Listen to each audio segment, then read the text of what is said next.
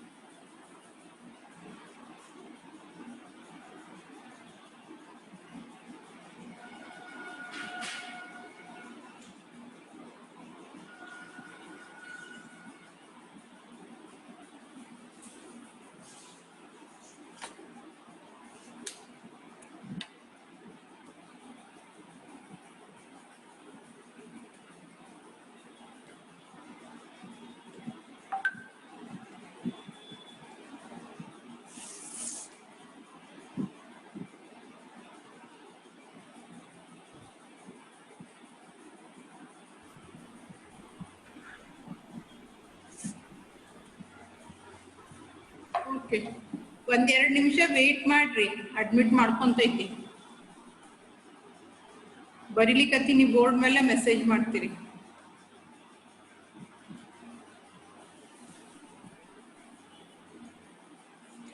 Okay, in the last class we have seen the different credit card frauds, different types or techniques that are used in credit card fraud.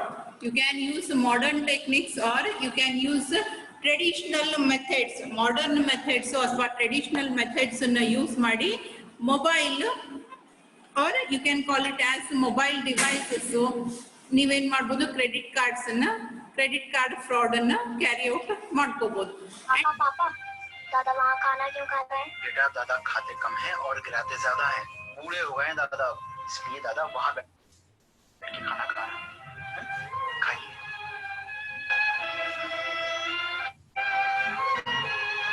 बेटा क्या सोच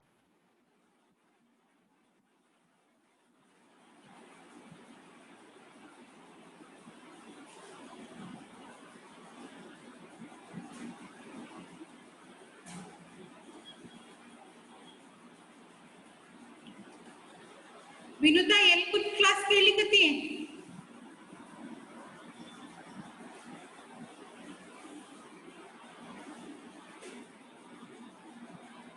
Okay, so some of the security challenges that a mobile device has to face and why it has to face, mainly ಯಾಕೆ challenges ಬರ್ತಾವು? As the number of mobile users, mobile devices ಅನ್ನ use ಮಾಡೋರು ಜಾಸ್ತಿ ಆಗ್ಯಾರ, ಹಂಗ ಏನಾಗ್ಯಾವ ಇವನ್ the threats are also being increased as the number of mobile device users increases. Two challenges are presented, one at the device level called as micro challenges and another at organization level called as macro challenge. ಒಂದು device level ಒಳಗೆ ಬರ್ತೈತಿ, ಇನ್ನೊಂದು ಏನದಲ್ಲ organisation level ಒಳಗೆ ಬರ್ತೈತಿ.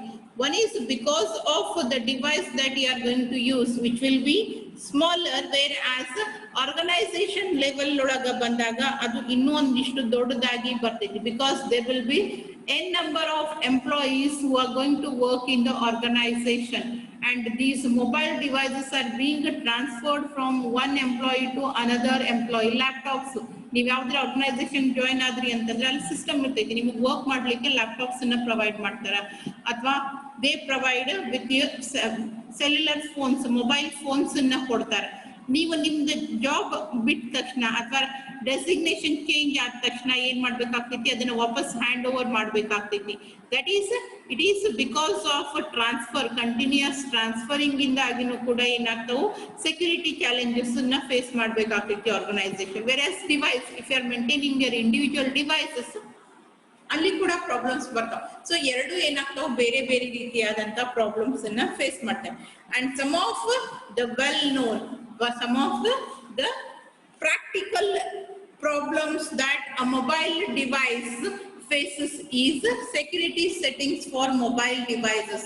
Registry settings, ನೀವು ಯಾವುದೇ ಒಂದು ಸಿಸ್ಟಮ್ ಅನ್ನ ಅಥವಾ ಯಾವುದೇ ಒಂದು ಡಿವೈಸ್ ಅನ್ನ ಹೊಸದಾಗಿ ತಗೊಂಡಾಗ ಅಲ್ಲಿ ನಿಮಗೆ ರೆಜಿಸ್ಟ್ರಿ ಸೆಟ್ಟಿಂಗ್ಸ್ ಬರ್ತಾವ. ಫಸ್ಟಿಗೆ ಡಿಫಾಲ್ಟ್ ಸೆಟ್ಟಿಂಗ್ಸ್ ಅನ್ನ ಮಾಡಿ ಕೊಟ್ಟಿರ್ತಾರ, ಬಟ್ ಸ್ಟಿಲ್ ಕೆಲವೊಂದಿಷ್ಟು ಸರಿ ಏನಾಗ್ತೈತಿ, ನಾವ್ ಏನು ನೋಡ್ಲಿಕ್ಕೆ ಹೋಗಂಗಿಲ್ಲ. ಅಲ್ಲಿ ಕಾನ್ಫಿಡೆನ್ಶಿಯಾಲಿಟಿ, ಪ್ರೈವಸಿ ಸಲುವಾಗಿ ಗ್ರೂಪ್ ಇನ್ಫಾರ್ಮೇಶನ್ಸ್ ಇರ್ತಾವು. ಆ ಎಲ್ಲಾನು ನಾವೇನ್ ಮಾಡ್ಬೇಕು, ಸೆಟ್ಟಿಂಗ್ಸ್ ಅನ್ನ ಚೇಂಜ್ ಮಾಡ್ಬೇಕು. ಬಹಳ ಸರಿ ನಾವು ಏನು ಸೆಟ್ಟಿಂಗ್ಸ್ ಅನ್ನ ಚೇಂಜ್ ಮಾಡಂಗಿಲ್ಲ, ಆಸ್ ಇಟ್ ಈಸ್ ಎಲ್ಲ ಇನ್ಸ್ಟಾಲ್ ಮಾಡಿ ಕೊಟ್ಟೇವ್ರಿ, ಯೂಸ್ ಮಾಡ್ಲಿಕ್ಕೆ ಸ್ಟಾರ್ಟ್ ಮಾಡ್ಬೋದು ಅಂತ ಹೇಳ್ತಾರೆ ನಮ್ಗೆ ಕೊಡೋರು. ನಾವು ಅದನ್ನ ತಗೊಂಡು ಏನ್ ಮಾಡ್ಬಿಡ್ತೇವೆ, ಆಸ್ ಇಟ್ ಈಸ್ ಡೈರೆಕ್ಟ್ ಆಗಿ ಯೂಸ್ ಮಾಡ್ಲಿಕ್ಕೆ ಸ್ಟಾರ್ಟ್ ಮಾಡ್ಬಿಡ್ತೇವೆ.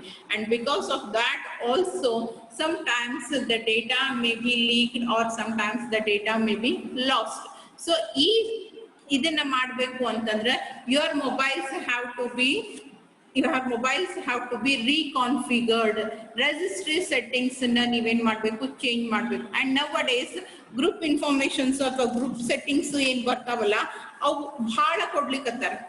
ಈ ಮೊಬೈಲ್ ಡಿವೈಸಸ್ ಒಳಗಡೆಗೆ they are going to give many group settings. Group settings ಜಾಸ್ತಿ ಇದ್ದಷ್ಟು ನಿಮ್ದು ಇನ್ಫಾರ್ಮೇಶನ್ ಏನಾಗ್ತೈತಿ, ಜಾಸ್ತಿ ವೈಡ್ ಸ್ಪ್ರೆಡ್ ಆಗಿ ಎಲ್ಲಾ ಕಡೆನೂ ಏನಾಗ್ತೈತಿ, ರೊಟೇಟ್ ಆಗ್ತಾ ಇರ್ತೈತಿ ಅಥವಾ ಸ್ಪ್ರೆಡ್ ಆಗ್ತಾ ಇರ್ತೈತಿ ಅಂತ ಹೇಳ್ಬೋದು.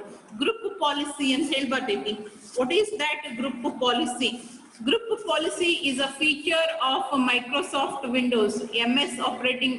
ಮೈಕ್ರೋಸಾಫ್ಟ್ ವಿಂಡೋಸ್ ಆಪರೇಟಿಂಗ್ ಸಿಸ್ಟಮ್ ಅನ್ನ ನೀವು ಯೂಸ್ ಮಾಡ್ತಿದ್ರ ಅಥವಾ ಆ MS ಆಫೀಸ್ ಮೈಕ್ರೋಸಾಫ್ಟ್ ನೀವು ಡಿವೈಸಸ್ ನ ಯೂಸ್ ಮಾಡ್ತಿದ್ರಿ ಅಂತಂದ್ರೆ ಅದ್ರೊಳಗೆ ಗ್ರೂಪ್ ಪಾಲಿಸಿ ಅಂತ ಹೇಳಿ ಒಂದ್ ಬರ್ತೈತಿ. Group policy is a feature of MS Windows family that controls working environment of user accounts and computer account. ಇದು ಒಂದು feature where operating system is going to control the environment of user accounts. User ಎಷ್ಟು ಮಂದಿ login ಆದ್ರು, logout ಆದ್ರು, ಆಮೇಲೆ computer accounts, and it provides centralized management and configuration. ಒಂದು centralized management ಇರ್ತೈತಿ. Centralized management configuration in the sense all these informations will be available at a central database. If you get an access to that particular database, then it is very easy to gain the information about all the user accounts. ಅಲ್ಲಿ ಎಷ್ಟು ಮಂದಿ account ಅದ, users ಇರ್ಬೋದು, devices ಇರ್ಬೋದು, ಆ ಎಲ್ಲ information ಅನ್ನು ನಾವೇನ್ ಮಾಡ್ಬೋದು, ಈಸಿಯಾಗಿ ಆಬ್ಟೈನ್ ಮಾಡ್ಕೋಬಹುದು. ಅದರ ಸಲುವಾಗಿ ಗ್ರೂಪ್ ಪಾಲಿಸಿ ರಿಜಿಸ್ಟರ್ ಸೆಟ್ಟಿಂಗ್ ಅನ್ನ ಆದಷ್ಟು ಚೇಂಜ್ ಮಾಡ್ರಿ. If it is enabled, please disable it. Right? Okay, ಇಲ್ಲಿ ಯಾವ್ದು ನಿಮಗೊಂದು ರಿಜಿಸ್ಟ್ರಿ ಸೆಟ್ಟಿಂಗ್ ಪ್ರಾಪರ್ಟೀಸ್ ಕೊಟ್ಟಾರ ನೋಡ್ರಿ. ಡಿಫಾಲ್ಟ್ ಆಗಿ ಏನಿರ್ತೈತಿ, ಅದು ಎನೇಬಲ್ಡ್ ಇರ್ತೈತಿ. ಪ್ಲೀಸ್ ಡೂ ಆಫ್ ಇಟ್, ಅದನ್ನ ಡಿಸೇಬಲ್ ಮಾಡ್ರಿ. ಯಾಕಂದ್ರೆ ಬಹಳಷ್ಟು ಮಂದಿ ಮೊಬೈಲ್ ಲ್ಯಾಪ್ಟಾಪ್ ತಗೊಂಡಾಗ ಯಾವ್ದ್ರ ಬಗ್ಗೆನೂ ವಿಚಾರ ಮಾಡಂಗಿಲ್ಲ. ಓಕೆ, ಏನದ ಏನಿಲ್ಲ ಏನು ನೋಡಂಗಿಲ್ಲ. ಇವನ್ ನಾನ್ ನಿಮ್ಗೊಂದು ಇದನ್ನ ಕಳ್ಸಿ ನೋಡ್ರಿ. I have sent you a PPT. ಅದ್ರೊಳಗೆ ಅದನ್ನ ಡಿಸೇಬಲ್ ಮಾಡೋದು ಹೆಂಗ ಅನ್ನೋದ್ರದ್ದು ಪ್ರೊಸೀಜರ್ಸ್ ಕೂಡ ಅದಾವ. There are screenshot of registry settings in that PPT. ಆ PPT ಒಳಗ ಆ ಸೆಟ್ಟಿಂಗ್ಸ್ ಅನ್ನ ಡಿಫಾಲ್ಟ್ ಇದ್ದಿದ್ದನ್ನ ಡಿಸೇಬಲ್ ಮಾಡೋದು ಹೆಂಗ ಅನ್ನೋದ್ರದ್ದು ಸ್ಕ್ರೀನ್ಶಾಟ್ಸ್ ಅನ್ನು ಕಳಿಸಿದ್ದೀನಿ, right? So this is how you can secure your mobile devices, right? Let us understand the issue of registry settings on mobile devices through an example. Microsoft Active synchronization is meant for synchronization with Windows powered personal computer. ಈ ರೀತಿಯಾಗಿ ನಿಮ್ಮ Microsoft Outlook, activity synchronization, Windows powered PC ಇವೆಲ್ಲ ಏನು, they are some of the registry setting required. ಈ ಎಲ್ಲ ಫೆಸಿಲಿಟೀಸಿಗೂ ಈ ಎಲ್ಲ ಅಪ್ಲಿಕೇಶನ್ಸಿಗೂ compulsory registry setting ಅವಶ್ಯಕತೆ ಇರ್ತೈತಿ. But you are not going to do that. ನಾವೇನು ಮಾಡಂಗಿಲ್ಲ. ನಾವೇನ್ ಮಾಡ್ತೀವಿ, ಡೈರೆಕ್ಟ್ ಆಗಿ ಅದನ್ನ ಯೂಸ್ ಮಾಡ್ಲಿಕ್ಕೆ ಸ್ಟಾರ್ಟ್ ಮಾಡ್ತೀವಿ. And as per as my knowledge, Microsoft outlook ನ ಎಷ್ಟೋ ಮಂದಿ ತೆಗೆದು ಕೂಡ ನೋಡಿರಂಗಿಲ್ಲ. ನಿಮ್ಮ ಸಿಸ್ಟಮ್ನಾಗಿಂದ, ಲ್ಯಾಪ್ಟಾಪ್ ಒಳಗಿಂದು, PC ಒಳಗಿಂದು ಮೈಕ್ರೋಸಾಫ್ಟ್ ಔಟ್ಲುಕ್ ನ ಎಷ್ಟು ಮಂದಿ ಯೂಸ್ ಮಾಡ್ಕೊಂಡಿರಿ ಅಥವಾ ಎಷ್ಟು ಮಂದಿ ಅದನ್ನ ತೆಗೆದು ನೋಡಿರಿ ಅಂತ ಹುಡುಕೊಂತ ಹೋದ್ರೆ there are very rare number of people who use it. ನೀವು ಪ್ರಿಂಟಿಗೆ ಹಾಕಿದಾಗ ಪ್ರಿಂಟರ್ ಇನ್ಸ್ಟಾಲ್ಡ್ ಇರ್ಲಿಲ್ಲ ಅಂದ್ರೆ ಡೈರೆಕ್ಟ್ ಆಗಿ ಅಲ್ಲಿ ಹೋಗಿ ಸ್ಟೋರ್ ಆಗ್ತೈತಿ. ಅದು ಕೂಡ ಎಷ್ಟೋ ಮಂದಿಗೆ ಗೊತ್ತಿರಂಗಿಲ್ಲ, right? Promptly raise your hands. How many of you have never opened Microsoft Outlook? ನಿಮ್ಮ ಮೊಬೈಲ್ ಡಿವೈಸ್ ನಾಗ ಮೈಕ್ರೋಸಾಫ್ಟ್ ಔಟ್ಲುಕ್ ನ ಇನ್ನಿವರೆಗೂ ಓಪನ್ ಮಾಡಿ ನೋಡೇ ಇಲ್ರಿ, ಅದನ್ನ ಯೂಸೇ ಮಾಡಿಲ್ಲ ಅನ್ನುವಂಥವ್ರು ಪ್ರಾಂಪ್ಟ್ ಆಗಿ ಕೈ ಎತ್ರಿ. Just let me know. ನಂಗೆ ಗೊತ್ತೈತಿ ಬಹಳಷ್ಟು ಮಂದಿ ನೋಡಿರಂಗಿಲ್ಲ ಅಂತ ಹೇಳಿ, ಸುಳ್ಳು ಹೇಳ್ಬೇಡ್ರಿ. Be prompt and raise your hands. ಅದ್ರೊಳಗೆ ಏನ್ ತಪ್ಪಿಲ್ಲ, ಬಹಳಷ್ಟು ಮಂದಿ ನೋಡಿರಂಗಿಲ್ಲ. I know. And how many of you are not aware that ಈ ರೀತಿಯಾಗಿ ಮಾಡ್ಕೊಳ್ಳಾರ್ದೆ ಇದ್ದಾಗ ಕೂಡ ಏನಾಗಿರ್ತೈತಿ, ಲೀಕ್ ಔಟ್ ಆಗೋ ಚಾನ್ಸಸ್ ಇರ್ತಾವ. Because it is commonly stored data base, right? Establishing trusted groups through appropriate registry settings becomes crucial. One of the most prevalent areas where this attention to security is applicable is within group policy. Group policy. What is that group policy? It is one of the feature where centralized database is being maintained. Idu Windows system ಗೆ compulsory applicable ada. Here you need to have the concentration because you are having a centralized database, centralized management and controlling the system where all user accounts, all computer accounts are being maintained and being controlled. So adar salvagi group policy na adashtu disable ಮಾಡ್ಕೊಂಡು ಇಟ್ಕೊಂಡಿರಿ. That is one of the way how you can secure your system. And the next one is authentication services. Authentication in the sense you are valid, you are an authenticated user. Authorization, authentication anteli ಎರಡು ಬೇರೆ ಬೇರೆ ರೀತಿ ಬರ್ತಾವ. Whether you are the person who you say to be is authentication, and authorization is whether you have permission. ನಾನೇ ಅನ್ನೋದನ್ನ prove ಮಾಡೋದು authentication. Authorisation ಅಂದ್ರೆ ನನಗ ಇದನ್ನ ಆಕ್ಸೆಸ್ ಮಾಡ್ಲಿಕ್ಕೆ ಪರ್ಮಿಷನ್ ಐತೋ ಇಲ್ಲೋ ಅನ್ನೋದನ್ನ ತಿಳ್ಕೊಳ್ಳೋದಕ್ಕೆ ಅಥರೈಸೇಷನ್ ಅಂತ ಕರೀತಾರೆ. So authentication in the sense whenever a device is connected to network or whenever you send for any request or reply through the network, you need to be authenticated. You need to prove your identity to the network. Our device, the identity ಏನಾಗಬೇಕು, verification ಆಗಬೇಕು. And authentication will be of two types. One is network authentication and another one is device authentication. Whether the device is what it proved to be, whether the network is exactly what it is, ಎರಡನ್ನೂ ನಾವೇನ್ ಮಾಡ್ಬೇಕು, authenticate ಮಾಡಬೇಕು.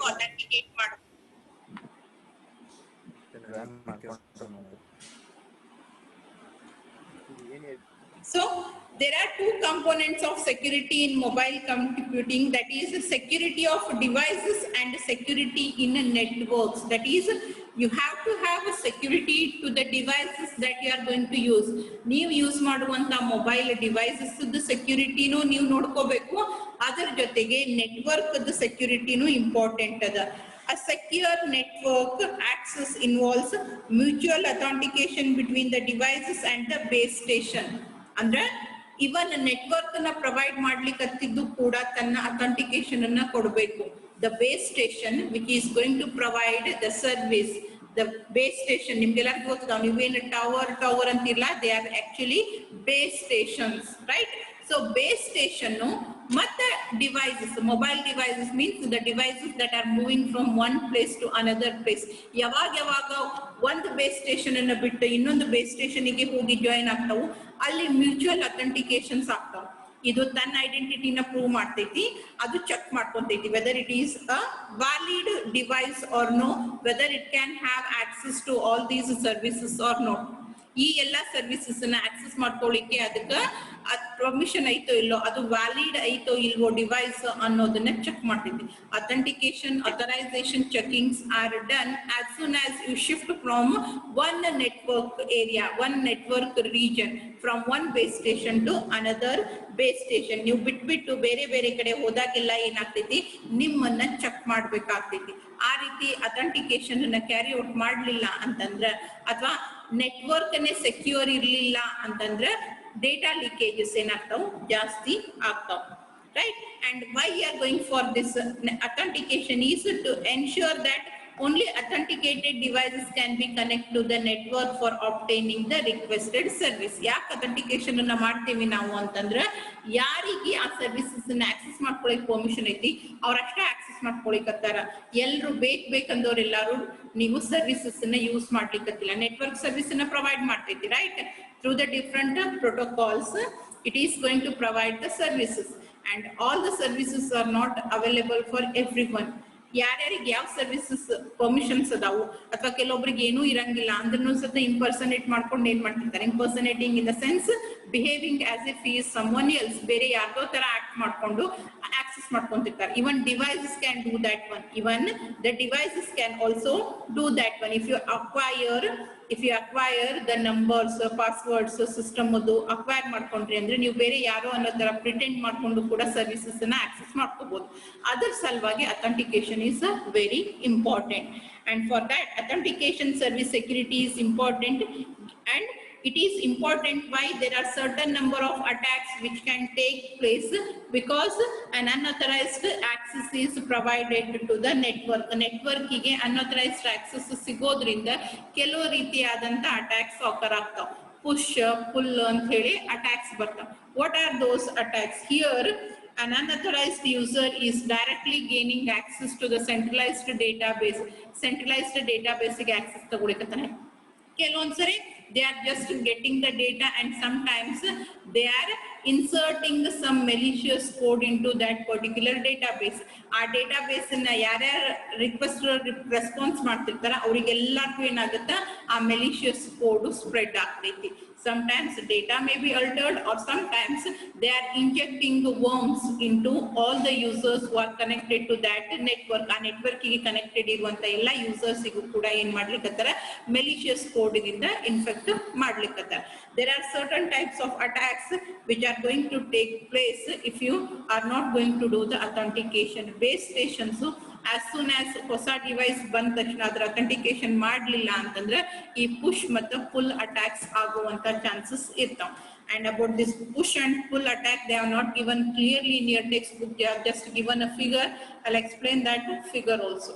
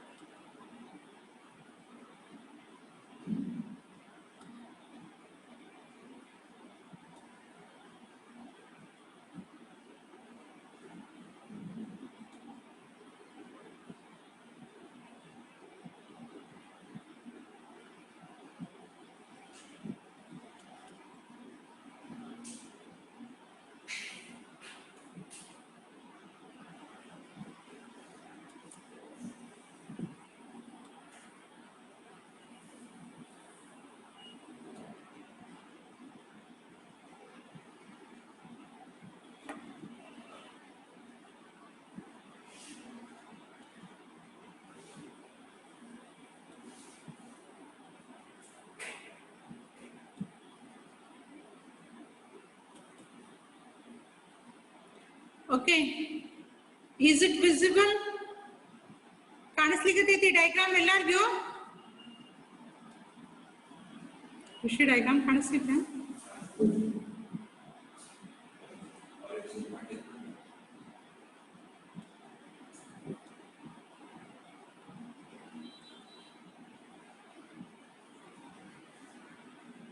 Yes, is it visible? Clear ಆಗಿ ಕಾಣಿಸ್ತಿದ್ಲ ಎಲ್ಲರಿಗೂ? ಯಾರ ಹತ್ರ text book ಅದ ಅವ್ರಿಗೆ ಏನು ಪ್ರಾಬ್ಲಮ್ ಇಲ್ಲ. Those who don't have textbook, for them I'm just giving this one. Okay.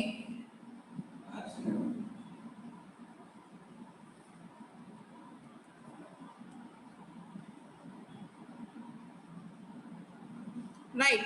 So ಇಲ್ಲಿ ಮೇಲೆ ಏನು ತೋರಿಸಾರಲ್ಲ mobile device, this is the attacker.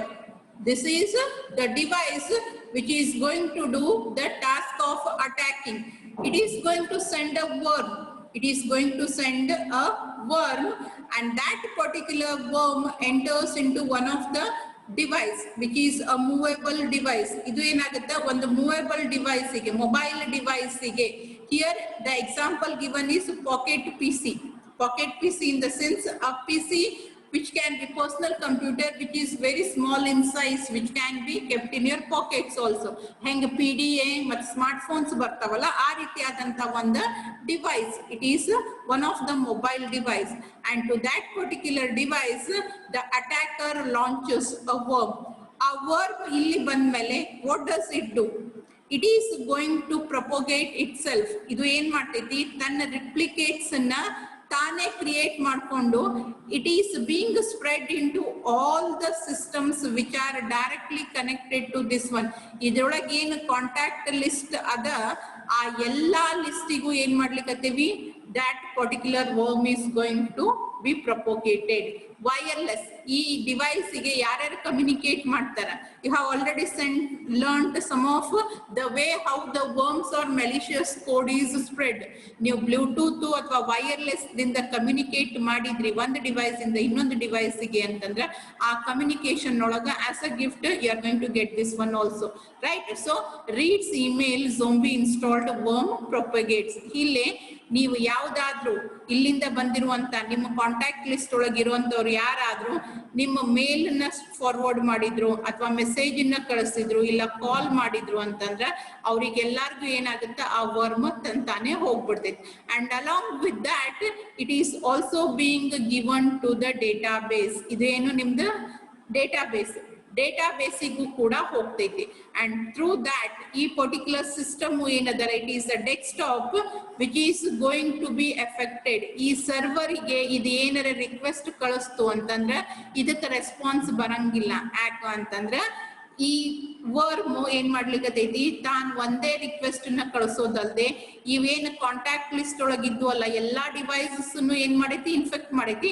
And all these are going to send false request to this server, and this server is not able to provide service to the actual system which is required. ಯಾವುದಕ್ಕೆ actually service required ಇತ್ತು ಅದಕ್ಕೆ service ಅನ್ನ provide ಮಾಡ್ಲಿಕ್ಕೆ ಆಗ್ಲಿಕ್ಕತ್ತಿಲ್ಲ. ಯಾಕ, ಅದು ಏನ್ ಮಾಡೈತಿ, ಬಂದು ತಾನು ಒಬ್ನೇ ಕೆಲಸ ಮಾಡೋದಲ್ದೆ ತನ್ನ ಜೊತೆ ಇನ್ನೊಂದಿಷ್ಟು ಮಂದಿನ ರೆಡಿ ಮಾಡ್ಕೊಂಡೈತಿ. ಅವ್ರಿಗೂ ಎಲ್ಲಾರ್ಗೂ ಹೇಳೈತಿ ನೀವೆಲ್ಲಾರು ಫೇಕ್ ರಿಕ್ವೆಸ್ಟ್ ಅನ್ನ ಕಳಿಸ್ರಿ ಅಂತ. ಯಾಕಂದ್ರೆ ಆ ಬಂದಿರುವಂತ ಸಾಫ್ಟ್ವೇರ್ ಅಥವಾ ನಾವೇನ್ ವರ್ಮ್ ಅಂತ ಕರಿತೇವಲ್ಲ ಆ ವರ್ಮ್ ಒಳಗಿರೋದೇ ಇದೇ ಕೋಡ್ ಅದು, which is used for denial of distributed denial of service. ಎಲ್ಲರೂ ಫಾಲ್ಸ್ ರಿಕ್ವೆಸ್ಟ್ ನ ಕಳಿಸ್ತೀರಿ, ಇದು ಬ್ಯುಸಿ ಆಗ್ಬಿಡ್ತೈತಿ ಈ ರಿಕ್ವೆಸ್ಟ್ ನ ಹ್ಯಾಂಡಲ್ ಮಾಡೋದ್ರೊಳಗೆ. ಯಾರಿಗೆ ಆಕ್ಚುಯಲ್ ಬೇಕಾಗಿತ್ತು ಅವರಿಗೆ ಆ service ಸಿಗ್ಲಿಕ್ಕತ್ತಿಲ್ಲ. This is how the push attack on mobile devices will be carried out, and intention of this push attack is distributed denial of service. Distributed denial of service. This is how a mobile device, ideno mobile device idಕ್ಕೆ through the wireless ಬಂದೈತಿ. It is through ಯಾರೋ ಒಬ್ರು ನೀ ಯಾರ ಜೊತೆನೋ contact ಮಾಡ್ಕೊಂಡಿದ್ದಿ, either for sharing files ಇರ್ಬೋದು ಅಥವಾ ಏನೋ ಒಂದು ಮ್ಯೂಸಿಕ್ ಶೇರ್ ಮಾಡ್ಕೊಳ್ಳಿಕ್ಕೆ through the Bluetooth or to the wireless wifi connection ಅಥವಾ ಬ್ಲೂಟೂತ್ ಕನೆಕ್ಷನ್ ಮಾಡ್ಕೊಂಡಾಗ ಆ ಪರ್ಟಿಕ್ಯುಲರ್ ಏನಾಗೈತಿ ವರ್ಮ್ ನಿನ್ನ ಮೊಬೈಲಿಗೆ ಅಥವಾ ನಿನ್ನ PC ಗೆ ಬಂದು ಕುಂತೈತಿ. ಅಂಡ್ ದೆನ್ ನೀ ಯಾರ್ಯಾರ ಜೊತೆ ಕಮ್ಯುನಿಕೇಟ್ ಮಾಡ್ತೀನಿ, ನೀ ಯಾರಿಗಾರ ಮೇಲ್ ಕಳಿಸಿದ್ದಿ ಅಥವಾ ಏನಾರ ಮೆಸೇಜ್ ಕಳಿಸಿದ್ದಿ ಅಂದ್ರೆ ಅದ್ರ through it is being propagated to all the systems who are in contact with you. ನಿನ್ನ ಕಾಂಟ್ಯಾಕ್ಟ್ ಲಿಸ್ಟ್ ಒಳಗಿರೋರು ಎಲ್ಲಾರ್ಗು ಏನಾಗುತ್ತೆ ಪ್ರೊಪೋಗೇಟ್ ಆಗ್ತೈತಿ.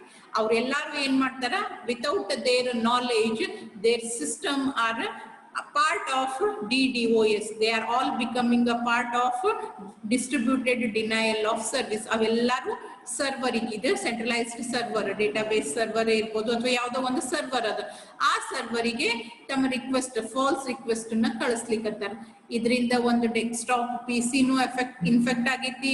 ಅದ್ರ ಜೊತೆ ಕೆಲವೊಂದಿಷ್ಟು ವೈರ್ಲೆಸ್ ಡಿವೈಸಸ್ ಕೂಡ ಇನ್ಫೆಕ್ಟ್ ಆಗ್ಯಾವ. ಇವೆಲ್ಲಾನು ಏನ್ ಮಾಡ್ಲಿಕ್ಕತ್ತಾವು, they are sending false request and as a result of that ನಾ ಲೀಗಲ್ ಯೂಸರ್ ಅದೀನಿ, ನನಗೆ ಏನಾರ ಸರ್ವಿಸ್ ಬೇಕಂದ್ರೂ ಕೂಡ ಇವಾಗ ಇದು ಆ ಸರ್ವಿಸ್ ಅನ್ನ ಪ್ರೊವೈಡ್ ಮಾಡ್ಲಿಕ್ಕೆ ಆಗಂಗಿಲ್ಲ. This is how the service will be denied from the legal user.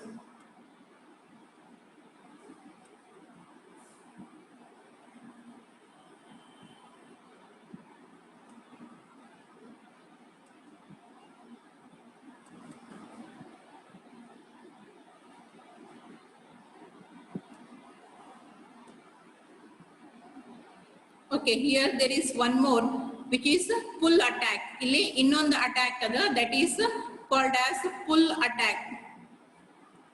Agle nodid ನಾವು push attack and this is pull attack. And this is wireless encrypted services na ನಾವೇನ್ ಮಾಡ್ಲಿಕ್ಕತ್ತೀವಿ avoid ಮಾಡ್ಲಿಕ್ಕತ್ತೀವಿ. See, it is again a attacker. He is an attacker who is going to send email. ಇಲ್ಲಿ ನಿಮ್ದು wireless access ದಿಂದ ಆಗ್ಲಿಕ್ಕತ್ತಿಲ್ಲ, it is through the emails that he is going to send some email to the genuine original system ಗೆ fake system ಇಂದ ಏನ್ ಬರ್ತೈತಿ ಒಂದು ಮೇಲ್ ಬರ್ತೈತಿ. ಆ ಮೇಲ್ ಹೆಂಗ್ ಬರ್ತೈತಿ ಅಂತಂದ್ರೆ he is just keeping an eye on your data flow. ನಿಮ್ಮ ಡೇಟಾ ಫ್ಲೋ ಮೇಲೆ ನೀವು ಯಾರಿಗೆ ಏನ್ ಕಳಿಸ್ತೀರಿ, ಯಾರಿಂದ ಏನ್ ರಿಸೀವ್ ಮಾಡ್ಕೊಂತೀರಿ ಅಂತ ಹೇಳಿ ಏನ್ ಮಾಡ್ಲಿಕ್ಕತ್ತಾನವ ನಿಮ್ಮ ಟ್ರಾಫಿಕ್ ಅನ್ನ analyse ಮಾಡ್ಲಿಕ್ಕತ್ತಾನ. he is just analyzing your traffic, that is what is going out and what is coming in, that is being just watched. ಏನು ಮಾಡಂಗಿಲ್ಲ ಅವ, ಬರೇ ಏನ್ ಮಾಡ್ತಾನೆ he is keeping an eye on your traffic and that traffic is being analyzed and on that analysis he will recover, he will get to know your passwords. Encrypted ಅದ ಅಂತಂದ್ರೂ ಕೂಡ ಅದನ್ನ ಅವ ಏನ್ ಮಾಡ್ಕೊಳಿಕತ್ತಾನ obtain ಮಾಡ್ಕೊಂತಾನ. and after obtaining that through the mail what he is going to do is he is going to enter into your system. He is going to enter into your system. Traffic analyse ಮಾಡ್ಕೊಂಡು ನಿಮ್ password ನಿಮ್ user ID ಎಲ್ಲಾನು ತಿಳ್ಕೊಂಡಾನ. ಆಮೇಲೆ ಅವ ಏನ್ ಮಾಡ್ತಾನೆ ನಿಮ್ಮ ಸಿಸ್ಟಮ್ಗೆ ಲಾಗಿನ್ ಆಗ್ತಾನೆ. Or he will send an email ಅಂದ್ರೆ ಕಳಿಸ್ತಾನ, ಇಲ್ಲ ಅಂತಂತ ಅವನೇ ಇಲ್ಲೀಗಲ್ ಆಗಿ ಲಾಗಿನ್ ಆಗ್ತಾನೆ. ಲಾಗಿನ್ ಆಗ್ಲಿಕ್ಕೆ ನಿಮ್ಗೆ ಏನ್ ಬೇಕು, ಪಾಸ್ವರ್ಡ್ ಬೇಕು, ಯೂಸರ್ ID ಬೇಕು. and those password and user ID are being obtained just by watching, just by keeping an eye on your system flow. ನೀವು ಕಳಿಸ್ಬೇಕಾದ್ರೆ ಬರ್ಬೇಕಾದ್ರೆ ಏನೇನ್ ಎಲ್ಲಿಂದ ಬರ್ಲಿಕ್ಕತ್ತಾವು ಅಲ್ಲಿ ಎಲ್ಲಾನು ಆಕ್ಸೆಸ್ ಮಾಡ್ಕೊಂಡು ನಿಮ್ಮ ಯೂಸರ್ ID ನ ತಗೊಂಡು ಅವೇನ್ ಮಾಡ್ಕೊಳಿಕತ್ತಾನ ನೀವೇ ಅನ್ನುವಂಗ ಫೇಕ್ ಆಗಿ ಲೀಗಲ್ ಯೂಸರಿಗೆ ಡೇಟಾನ ಟ್ರಾನ್ಸ್ಫರ್ ಮಾಡ್ಲಿಕ್ಕತ್ತಾನ. and he doesn't know that it is not a legal user, it is a fake user. ಯಾರ ಜೊತೆ ಅವ ಆಕ್ಸೆಸ್ ಮಾಡ್ಕೊಳಿಕತ್ತಾನ ಅಥವಾ ಎಲ್ಲಿಂದ ಡೇಟಾನ ಆಕ್ಸೆಸ್ ಮಾಡ್ಕೊಳಿಕತ್ತಾನ, ಯಾರ ಡೇಟಾನ ಪ್ರೊವೈಡ್ ಮಾಡ್ಲಿಕ್ಕತ್ತಾರಲ್ಲ ಆ ಡೇಟಾ ಪ್ರೊವೈಡ್ ಮಾಡುವಂತ ಆಕ್ಸೆಸ್ ಪಾಯಿಂಟಿಗೆ ಅವ ಲೀಗಲ್ ಯೂಸರ್ ಅಲ್ಲ ಫೇಕ್ ಯೂಸರ್ ಅಂತ ಗೊತ್ತಿಲ್ಲ. ನೋಡ್ರಿ, ಇದು legal user. Actually data transmission ಇವ್ರಿಬ್ಬರ ನಡುವ ಆಗ್ಬೇಕು, ಆದ್ರೆ ಆಗ್ಲಿಕ್ಕತ್ತಿದ್ದು ಯಾರ ನಡುವ, ಇವ್ರಿಬ್ಬರ ನಡುವ. Why so? Because this particular system has kept an eye on the flow of this data. ಇಲ್ಲಿಂದ ಫ್ಲೋ ಆಗೋ ಡೇಟಾ ಮೇಲೆ ತಂದೆ ಆದಂತ ಕಣ್ಣಿಟ್ಟು ಪಾಸ್ವರ್ಡ್ ಅನ್ನ ಆಬ್ಟೈನ್ ಮಾಡ್ಕೊಂಡೈತಿ. ಪಾಸ್ವರ್ಡ್ ಯೂಸರ್ ಐ ಡಿನ ಯೂಸ್ ಮಾಡ್ಕೊಂಡು ಇವ ಏನ್ ಮಾಡ್ದ, ಈಗ ನಾನು ಇವ ಅಂತ ಹೇಳಿ ಲಾಗಿನ್ ಆಗಿ ಈ ಪರ್ಟಿಕ್ಯುಲರ್ ಡೇಟಾ ಬೇಸ್ ಇಂದ ತನಗೆ ಬೇಕಾಗಿದ್ದೆಲ್ಲ ಇನ್ಫಾರ್ಮೇಶನ್ಸ್ ಏನ್ ಮಾಡ್ಕೊಳಿಕತ್ತಾನ, ಆಕ್ಸೆಸ್ ಮಾಡ್ಕೊಳಿಕತ್ತಾನ. This is what is called as full attack. ಅಲ್ಲಿ ನಾವು ಸರ್ವರ್ ನ ಬಿಸಿ ಇಡ್ಲಿಕ್ಕತ್ತಿದ್ವಿ ಬೇರೆದವರಿಗೆ ಆಕ್ಸೆಸ್ ಸಿಗ್ಲಾರ್ದಂಗ. ಇಲ್ಲೇ ನಾವೇ ಬೇರೆ ಯಾರೋ ಅಂತ ಹೇಳಿ ಸುಳ್ಳು ಹೇಳಿ ಇದರಿಂದ ಡೇಟಾನ ಆಕ್ಸೆಸ್ ಮಾಡ್ಕೊಳಿಕತ್ತೀವಿ. This is what is full attack, push attack and full attack. This is all about authentication services. And then you have is third security, that is cryptographic security for mobile devices. Cryptography ಹೇಳ್ಬೇಕಾಗಿಲ್ಲ ಅನ್ಕೊಂತೀನಿ. You have already learned what is cryptography. It is encryption and decryption technique. You are going to use a set of keys, session key, private key, public key. ಈ ರೀತಿಯಾಗಿ keys ಅನ್ನ use ಮಾಡಿ ನಮ್ಮ ಡೇಟಾಗೆ ಏನ್ ಮಾಡ್ತೀವಿ, ಸೆಕ್ಯೂರಿಟಿನ ಪ್ರೊವೈಡ್ ಮಾಡ್ತೀವಿ. You are going to provide security to the data. And that is being done because ನಾವು ಡೇಟಾನ ಟ್ರಾನ್ಸ್ಫರ್ ಮಾಡಬೇಕಾದ್ರೆ ಇಂಟರ್ಮೀಡಿಯೇಟ್ ಬೇರೆ ಡಿವೈಸಸ್ ಡೇಟಾನ ಫೆಚ್ ಮಾಡಿದ್ರು ಕೂಡ ಅವ್ರಿಗೆ ಅದು ಅಂಡರ್ಸ್ಟ್ಯಾಂಡ್ ಆಗಬಾರ್ದು ಅನ್ನೋ ರೀಸನ್ ಸಲುವಾಗಿ ಮಾಡ್ಲಿಕ್ಕೆ. But in spite of that also the server, ಈಗಾಗಲೇ ನೋಡಿದ್ರು ನೀವು, ಡೇಟಾ ಫ್ಲೋನ ಅನಲೈಸ್ ಮಾಡ್ಕೊಂಡು ಅವ ಏನ್ ಮಾಡ್ದ, ನಿಮ್ಮ ಯೂಸರ್ ನೇಮ್ ಪಾಸ್ವರ್ಡ್ ನ ತಗೊಂಡಾನ. ಆ ರೀತಿ ಆಗ್ತಾವು. ಆ ರೀತಿ ಆಗ್ಬಾರ್ದು ಅಂತಂದ್ರೆ ನಾವೇನ್ ಮಾಡ್ಬೇಕು, ಇನ್ನೊಂದಿಷ್ಟು ಸೆಕ್ಯೂರಿಟಿ ಮೇಜರ್ಸ್ ಅನ್ನ ಯೂಸ್ ಮಾಡ್ಕೋಬೇಕು. What is that? To sign the messages sent from the address without a public key infrastructure or any other security measures. Public key, private key ಅನ್ನುವಂತ ಕೀ ಇನ್ಫ್ರಾಸ್ಟ್ರಕ್ಚರ್ಸ್ ಅನ್ನ ಯೂಸ್ ಮಾಡ್ಲಾರ್ದೆ ನೀವೇನಾದ್ರೂ ಡೇಟಾನ transfer ಮಾಡ್ತಿದ್ರಿ ಅಂತಂದ್ರ ಅವಾಗ ಏನಾಗ್ತೈತಿ, your data will be leaked out. ಅದನ್ನ ಅವಾಯ್ಡ್ ಮಾಡ್ಲಿಕ್ಕೆ ಅಂತ ಹೇಳಿ ಇನ್ನೊಂದು ಹೊಸ ಸ್ಟ್ರಕ್ಚರ್ ಅನ್ನ ಫೈಂಡ್ ಔಟ್ ಮಾಡ್ಯಾರ, which is called as cryptographically generated addresses. Not only your data is being encrypted or decrypted, even address ಎಲ್ಲಿ ಹೋಗಿ ಮುಟ್ಟಬೇಕು, ಎಲ್ಲಿಂದ ಬರ್ತೈತಿ ಅನ್ನೋದನ್ನ ಕೂಡ ನಾವೇನ್ ಮಾಡ್ಲಿಕ್ಕತ್ತೀವಿ, ಎನ್ಕ್ರಿಪ್ಟ್ ಮತ್ತೆ ಡಿಕ್ರಿಪ್ಟ್ ಮಾಡ್ಲಿಕ್ಕತ್ತಾರ.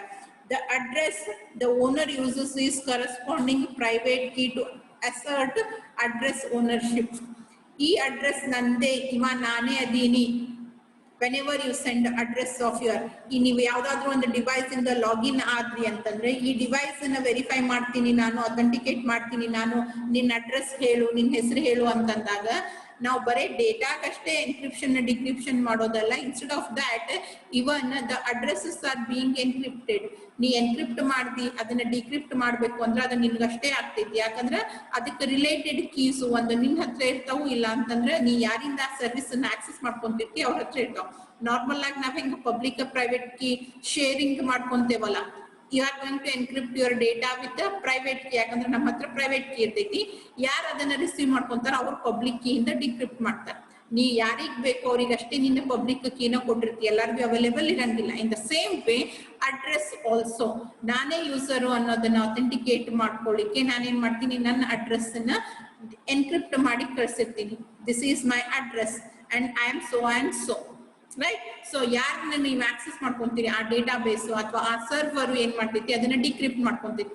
ಡಿಕ್ರಿಪ್ಟ್ ಮಾಡಿದಾಗ ಆ ಲಿಸ್ಟ್ ಒಳಗಿರುವಂತ ಅಡ್ರೆಸ್ ನೀವು ಕಳ್ಸಿರುವಂತ ಅಡ್ರೆಸ್ ಮ್ಯಾಚ್ ಆದ್ರೆ ಅಷ್ಟೇ ನಿಮಗ ಸರ್ವಿಸ್ ಅನ್ನ ಪ್ರೊವೈಡ್ ಮಾಡ್ತೈತಿ. In this way even the addresses are also being encrypted and decrypted. That is for security major. And next you have is LDAP, lightweight directory access protocol. LDAP, lightweight directory access protocol. Actually ಮೊದಲಿಗೆ ಇದ್ದಿದ್ದು ಬರೀ directory access protocol. In the connectionless service, ನಿಮ್ಮ internet protocol ಅಂತ ನಾವೇನ್ ಕರಿತೇವಲ್ಲ, that internet protocol is being used for accessing the information. Over information ಅನ್ನ provide ಮಾಡ್ತಿದ್ರು. ಆ ಇನ್ಫಾರ್ಮೇಶನ್ ಆಕ್ಸೆಸ್ ಮಾಡ್ಲಿಕ್ಕೆ ಯೂಸ್ ಮಾಡುವಂತ ಒಂದು ಪ್ರೋಟೋಕಾಲ್ ಯಾವುದು, directory access protocol. And it does not have any security majors in it. Initial version ಒಳಗ ಯಾವುದೇ ರೀತಿಯಾದಂತ ಸೆಕ್ಯೂರಿಟಿ ಮೇಜರ್ಸ್ ಇರ್ಲಿಲ್ಲ. ಯಾರು ಬೇಕಾದವರು ಸೆಂಟ್ರಲೈಸ್ ಡೈರೆಕ್ಟರಿ ಆಕ್ಸೆಸ್ ಅಂತಂದ್ರೆ ಅಲ್ಲಿ ಏನಿರ್ತಾವು, there are certain files available there and those files contain the information about the devices, about the network and even about the personal data, right? LDAP is a software protocol for enabling anyone to locate individuals, organization and other resources. ಯಾರಾದ್ರೂ ಒಬ್ರು individual ಇರ್ಬೋದು ಅಥವಾ organisation ಇರ್ಬೋದು, ಅವ್ರದ್ದು ನಾವ್ ಏನೇನು access ಮಾಡ್ಕೋಬಹುದು, files, devices on the network, ಆ ನೆಟ್ವರ್ಕ್ ಒಳಗೆ ಯಾವ್ಯಾವ ಡಿವೈಸಸ್ ಕನೆಕ್ಟೆಡ್ ಇದಾವು, ಯಾವ್ಯಾವ ಇಲ್ಲ, ಈ ಎಲ್ಲ ಇನ್ಫಾರ್ಮೇಶನ್ ಅನ್ನ ಆಕ್ಸೆಸ್ ಮಾಡ್ಕೊಳ್ಳಿಕ್ಕೆ ಒಂದು ಸಾಫ್ಟ್ವೇರ್ ಅವೈಲೇಬಲ್ ಅದ. ಯಾವ ಸಾಫ್ಟ್ವೇರ್ ಅದು? LDAP. And earlier of that LDAP we were using DAP. ಅದ್ರದ್ದು ಕೆಲಸ ಸೇಮ್ ಇತ್ತು, ಬಟ್ ಅಲ್ಲಿ ಸೆಕ್ಯೂರಿಟಿ ಮೇಜರ್ಸ್ ಇರ್ಲಿಲ್ಲ. Everyone could access it. ಯಾರು ಬೇಕೋ ಅವ್ರು ಏನ್ ಮಾಡ್ಬೋದಿತ್ತು, ಆಕ್ಸೆಸ್ ಮಾಡ್ಕೋಬಹುದಿತ್ತು. ಅದನ್ನ ಅವಾಯ್ಡ್ ಮಾಡೋ ಸಲುವಾಗಿ ಇವಾಗ ಏನ್ ಮಾಡ್ಲಿಕ್ಕತ್ತಾರ, ಸರ್ಟನ್ ಸೆಕ್ಯೂರಿಟಿ ಮೇಜರ್ಸ್ ಅನ್ನ ಇಂಪ್ಲೈ ಮಾಡಿ ಆ DAP ನೇ ಏನ್ ಮಾಡ್ಯಾರ, light weight or small sized directory access protocol ಅಂತ ಹೇಳಿ ಪ್ರೊವೈಡ್ ಮಾಡ್ಯಾರ. And then you have is RAS, security for mobile devices. RAS is an important consideration for protecting the business sensitive data, that is organization data, business related data na protect mado salvagi ಒಂದು